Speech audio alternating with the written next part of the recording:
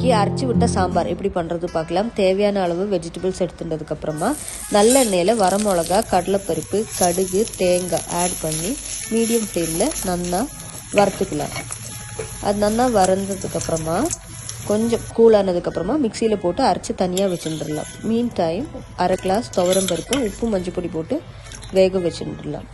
And இந்த வெஜிடபிள்ஸை வந்து அந்த பருப்பில் ஆட் பண்ணி சால்ட் ஆட் பண்ணதுக்கப்புறமா ஒரு 1 பவுல் ஆஃப் புளி தண்ணி அது இதில் ஆட் பண்ணினதுக்கப்புறமா அரைச்சி வச்சுருக்கிற பேஸ்ட்டு, தேங்காய் வரமிளகா பேஸ்ட்டையும் ஆட் பண்ணி நல்லா எல்லாமே மிக்ஸ் பண்ணிடலாம்.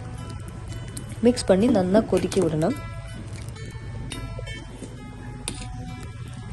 இப்போ ஓரளவுக்கு நல்லா கொதிச்சு வந்திருக்கு. ஓகே, ஸோ ஏன்னா முருங்கைக்காய் எல்லாம் நல்லா வேகணும். நான் வந்து முருங்கைக்காய், கேப்சிகம், பொட்டேட்டோ போட்டு பண்ணியிருக்கேன்.